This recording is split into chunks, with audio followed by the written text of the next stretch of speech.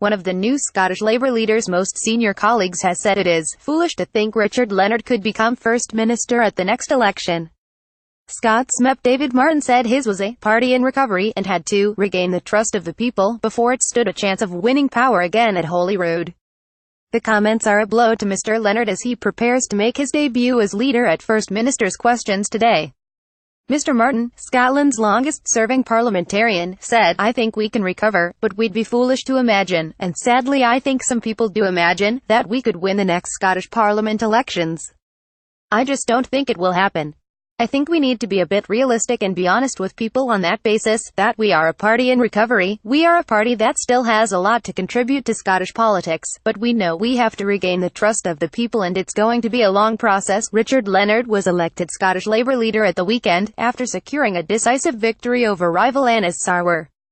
In his acceptance speech, he said his aim was to be the next Labour First Minister of Scotland, calling for a single-minded determination, not merely to attain office, but to win power for change, power not for its own sake.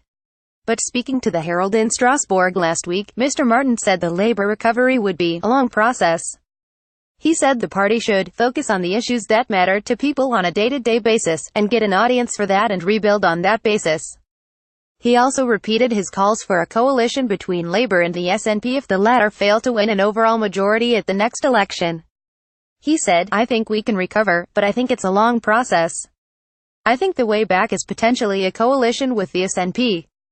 I don't think the SNP are going to collapse either. I think independence is off the agenda for longer than people imagine, but I don't think the SNP are going to collapse. I think they're still going to be the biggest party in the next election, but they're not going to have an overall majority. And they will need a coalition partner. They are not going to be so narrowly short of a majority as they were in 2007 that they can plow on alone. If they are going to have stable government, they are going to need a partner. I think Labour should position themselves as that potential partner, and look at where they have things in common with the Nationalists, rather than where we disagree, and prove ourselves back in government as a reliable party of government." Mr Martin added, "We still have a strong base in Scotland.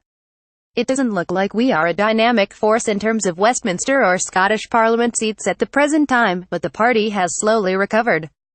It's got a good membership again, way behind the SNP's, but a much bigger membership than it's had for a long time.